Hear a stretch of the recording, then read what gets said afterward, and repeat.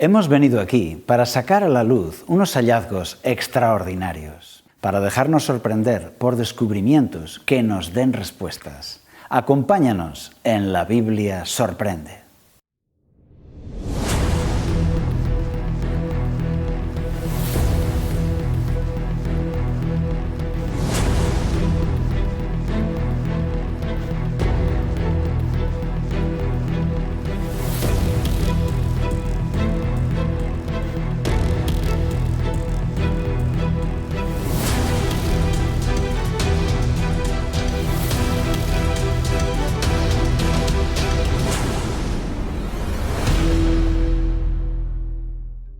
En el programa de hoy veremos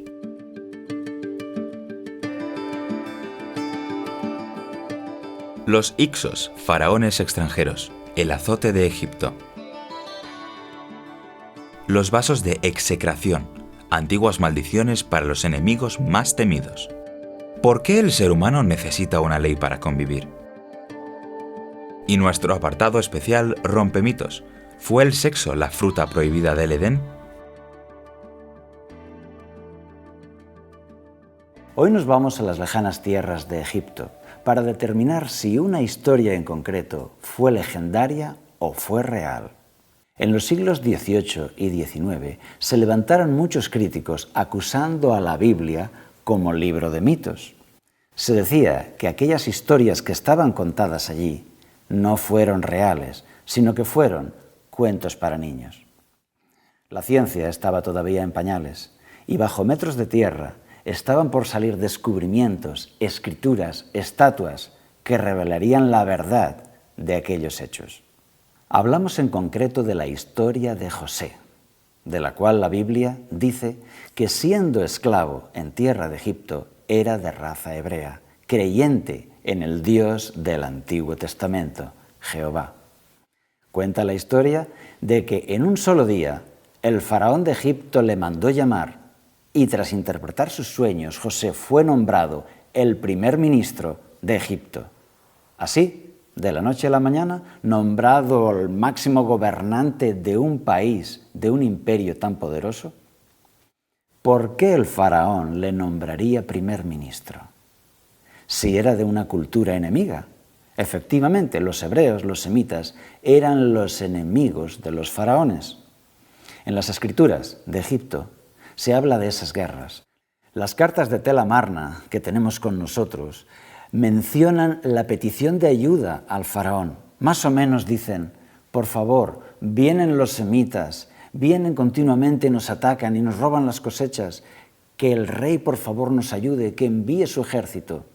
Y sabemos que esos semitas eran como los bárbaros del norte para el Imperio Romano, que asediaban las fronteras y que llegaban a meterse dentro y a controlar algunas ciudades. ¿Y cómo un faraón nombraría primer ministro a uno de sus enemigos, a la raza maldita? Imposible. Y entonces determinaron que ese relato de José en el Antiguo Testamento tenía que ser falso, un mito imposible de cumplirse. ¿Sabes lo que son los vasos de execración? Los egipcios escribían en unos vasos maldiciones contra sus enemigos. Por ejemplo, malditos sean los semitas, malditos sean los hicsos, malditos sean los extranjeros. Y entonces, después de beber en ellas, los arrojaban contra el suelo y los rompían. De esa forma, ellos creían que estaban produciendo una maldición para que tuvieran problemas sus enemigos, los semitas. Pero una vez más las piedras protestaron y nos mostraron la realidad de lo que sucedió en aquella época. Al conocer la lista de faraones y formar las dinastías, nos llevamos la gran sorpresa. Las dinastías 15 a 17 son de los Hicsos, los reyes Hicsos. ¿Qué significa esto? Hicsos significa extranjeros. Es decir, aquellos bárbaros del norte, semitas, se habían metido en el país y habían conquistado ciudad tras otra. La mitad del imperio estaba controlado por ellos, todo lo que se llama el Bajo Egipto. En Egipto, la parte norte se llama Bajo Egipto y la parte sur Alto Egipto.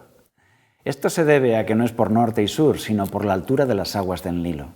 Primero están las fuentes del Nilo En Nubia, después entran en Egipto, es el Alto Egipto todo el sur del país, las aguas siguen su curso bajando hacia el Mediterráneo y la parte norte del país es el Bajo Egipto. Los Hicsos se sentaban ahora en el trono del Bajo Egipto. El que se sienta en el trono del faraón es un Hicso de la raza de José, de su misma cultura y su misma lengua.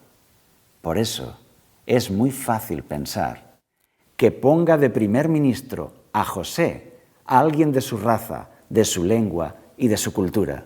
Las piedras habían hablado para revelarnos la verdad de lo que sucedió. La Biblia tenía razón. Y es que la Biblia nos sorprende, porque una vez tras otra la ciencia confirma su veracidad, la certeza de sus predicciones y de sus relatos históricos. Pero la historia no termina aquí, continúa. Los reyes de Tebas, los verdaderos egipcios, siempre intentaron recuperar todo el país. Y 100 años después lo consiguieron. Amosis I, rey de Tebas, dinastía 18, consiguió echar a los Hicsos del norte del país. Los redujeron en la ciudadela, la ciudad fortificada de Avaris, y por 3 veces fueron derrotados ahí, pero a la 4ª vez los echaron también del delta del Nilo. De esta manera, los israelitas que quedaban en Egipto eran considerados una raza enemiga. Fueron esclavizados por la dinastía 18, reducidos a una esclavitud humillante. Y no solo eso, como seguían reproduciéndose, los varones tenían que ser arrojados al Nilo. Así es, como temían que se volviesen a levantar en armas aquellos bárbaros del norte, los faraones Tutmosis I, II y III, dinastía 18, estuvieron también condenando a la muerte a los hijos varones. Cada niño varón que nacía tenía que ser arrojado al río para ahogarse o morir comido por los cocodrilos. Y esto cuadra perfectamente con la historia bíblica. Moisés fue uno de esos niños varones de la raza maldita arrojado al río Nilo para morir. Y así la Biblia nos sorprende de nuevo con la veracidad en la historia de José y también en la de Moisés. Los reyes Hicsos habían invitado a la familia de José: venid, sois de nuestra raza, eso es lo que queremos los Hicsos, colonos de nuestra cultura, que vengan a colonizar este imperio de los egipcios. Y les dio la tierra de Gosén, la mejor tierra fértil de pastos en el delta del Nilo. Todas estas evidencias nos hablan al hombre moderno de hoy para decirnos: la Biblia sorprende, la Biblia es digna de crédito. Los relatos contados en ella fueron auténticos y siguen siendo una enseñanza profunda para la vida tuya y mía. ¿Tienes preguntas? Acompáñanos en el siguiente bloque.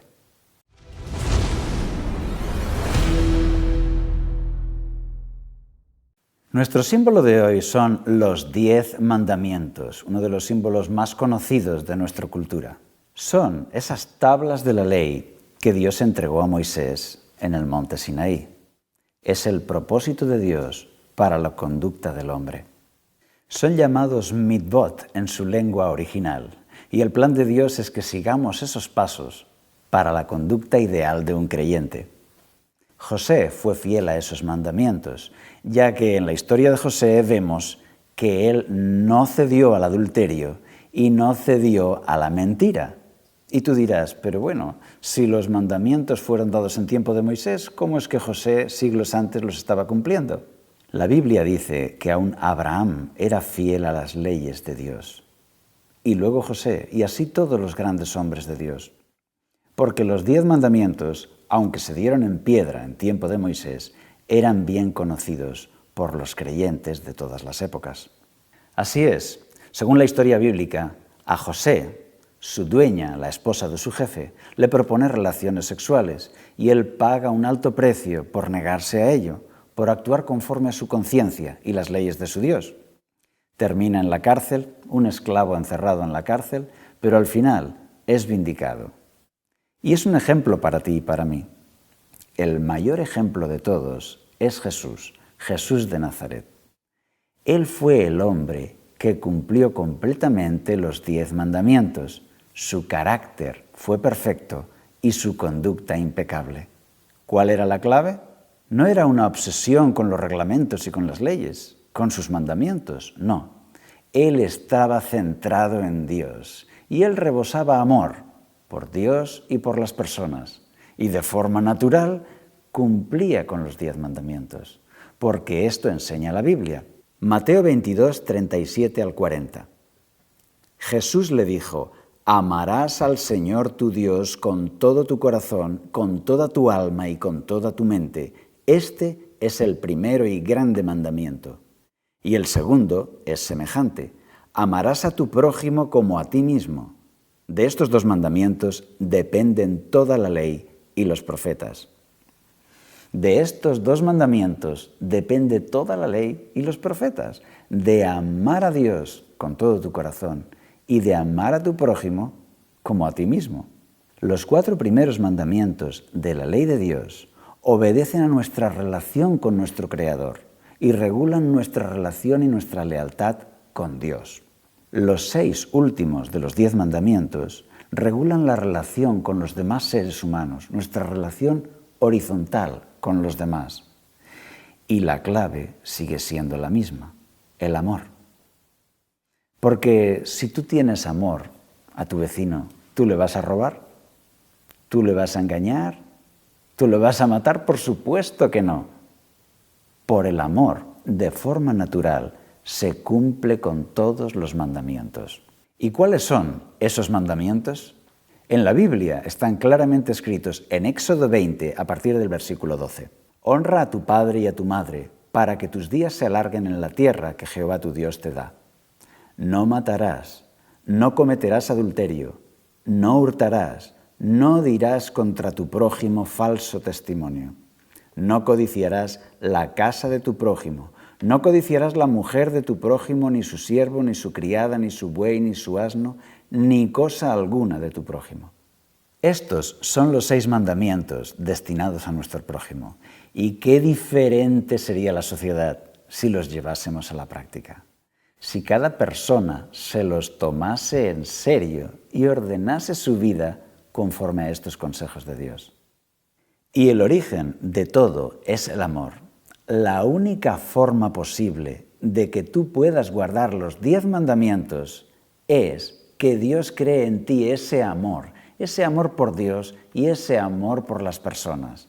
Esa fue la experiencia de Jesús y la de tantos y tantos creyentes a lo largo de la historia. El resultado del amor es la obediencia. Como dice Jesús en sus palabras de Juan 14:15, si me amáis, guardad mis mandamientos. A mí me gusta verlos como 10 promesas. No 10 restricciones, sino 10 promesas. Y así, si lo vemos como promesas, vemos que son como milagros. Dios nos promete: si estás conmigo, no robarás. Si estás conmigo, no matarás, no codiciarás, no adulterarás, no mentirás. Maravillosas promesas para una vida limpia, sin tener nada que ocultar. ¿Te animas con este tipo de vida? Es la vida que Jesús nos propone. José cumplía la ley de Dios siglos antes de que Moisés recibiera el decálogo en piedra. José es un símbolo de la integridad cristiana que tú y yo estamos invitados a seguir. Sigue con nosotros en el siguiente bloque.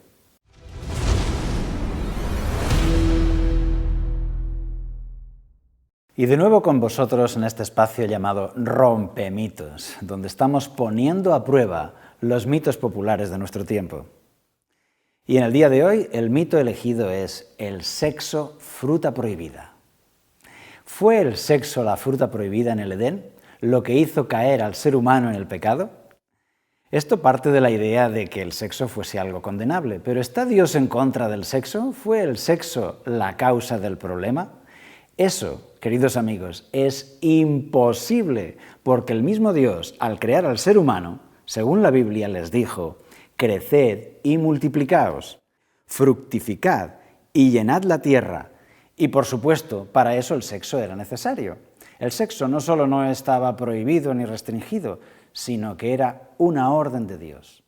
La fisiología humana creada por Dios demuestra que hay órganos que son especialmente diseñados para el sexo. Algunos de ellos no tienen ninguna otra función que la de producir placer sexual a la persona. Y después de haber creado al hombre y a la mujer de esa manera, hombre y mujer, pareja diferenciada por sexo, para unirse sexualmente, después de crearlos así, dijo que aquello era bueno en gran manera. Y si Dios lo creó de esa manera, si Dios lo diseñó de esa manera, ¿por qué tendría que ser el sexo una fruta prohibida? Tanto en el Antiguo Testamento como en las palabras de Jesús, nunca se condena el sexo, sino el adulterio. Es decir, que el sexo está limitado a la pareja humana, a una pareja que contrae matrimonio de por vida.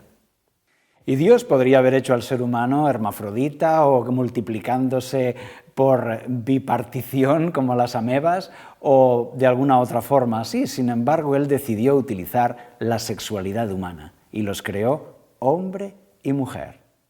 Y así la Biblia nos anima a disfrutar libremente de la sexualidad con nuestra pareja. Como dice Proverbios 5, 18 y 19. Sea bendito tu manantial y alégrate con la mujer de tu juventud. Cierva amada, graciosa gacela, que sus caricias te satisfagan en todo tiempo y recréate siempre en su amor. También el libro del Cantar de los Cantares es un auténtico símbolo de un canto al amor romántico y sexual, del hombre y la mujer, del amor en pareja. Pero el pensamiento platónico entró también en la escolástica, en la Iglesia de los primeros siglos, de manera que el pensamiento platónico decía que el alma era algo puro, pero el cuerpo era algo negativo, algo que había que evitar y rechazar. Por eso, los clérigos medievales tomaron la decisión de que el cuerpo era algo a evitar y los placeres carnales algo negativo. Por eso el sexo fue algo cada vez más y más señalado, restringido, visto como negativo, satanizado. Incluso se animó a que los sacerdotes no tomasen pareja para no contaminarse con esos placeres carnales. Y al final se llegó a la última conclusión, que algunos pensaron que entonces sería el sexo aquella fruta prohibida que hizo caer al hombre en el Edén. Pero entonces, ¿cuál fue la fruta prohibida? Vamos a verlo en Génesis capítulo 3, versículo 6. Y al ver la mujer que el árbol era bueno para comer, agradable a los ojos y deseable para alcanzar la sabiduría, tomó de su fruto y comió, y dio también a su marido, el cual comió al igual que ella. Según el texto bíblico, ese fruto era deseable para adquirir conocimiento. No sabemos cuál era esa fruta, pero sí sabemos las consecuencias que trajo y podemos aprender una gran lección de ello. Eva decidió desconfiar de las palabras de Dios para confiar en la serpiente. Y eso es algo que nos puede suceder a ti y a mí. Ese árbol del conocimiento del bien y del mal está todavía accesible a ti y a mí. Y es un símbolo de las decisiones que hacemos cada día. Si tú confías en Dios, comerás del árbol de la vida y tendrás comunión con Cristo. Pero si tú quieres confiar en ti mismo, quieres tomar del árbol del conocimiento del bien y del mal, como diciendo, no, yo ya sé lo que es el bien y el mal. Tomaré mis propias decisiones, mi opinión, mi criterio será mi Dios. Todo eso simboliza esa fruta. La fruta en la cual el ser humano decidió desconfiar de lo que había dicho Dios para confiar en su propio criterio o en las palabras de la serpiente, que es peor. Así también, tú y yo, tenemos en la Biblia las palabras de Dios. Podemos confiar en ellas o podemos confiar en nuestro propio criterio y así elegimos esa fruta del conocimiento del bien y del mal. De manera que Dios no hizo a los hombres autómatas, que tenían que adorarle a la fuerza como máquinas programadas para ello. Había una puerta a la desobediencia, había una opción a tomar otro camino.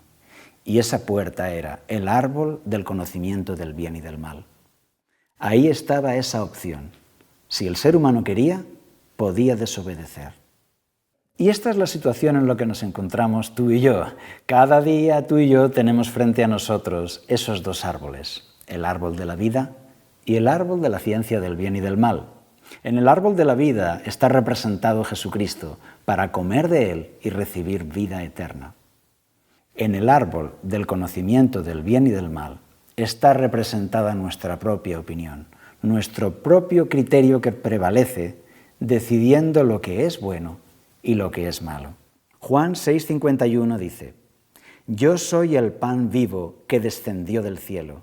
Si alguien come de este pan, vivirá para siempre, y el pan que yo daré es mi carne, la cual yo daré por la vida del mundo. Dice Jesús: yo soy el pan vivo, y el que come de este pan vivirá para siempre. Él es para nosotros ese árbol de la vida. Por lo tanto, desde este programa te aconsejamos, no comas del árbol de la ciencia del bien y del mal, sino que comas del árbol de la vida, porque el que come de él vive para siempre. Por lo tanto, el sexo no fue la fruta prohibida del Edén. Al contrario, la fruta prohibida del Edén encerraba una enseñanza mucho más profunda que todo eso. Y desde aquí, el mito del sexo fruta prohibida lo declaramos roto. Y te emplazamos al próximo programa de La Biblia Sorprende. Hasta entonces.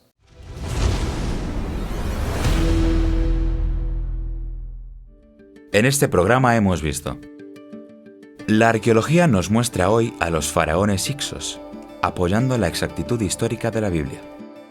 Los relatos de José y Moisés en la Biblia cobran mayor sentido y fuerza al descubrir su escenario histórico. Los 10 mandamientos son también 10 promesas. Si estás con Dios, no mentirás, no robarás, no codiciarás.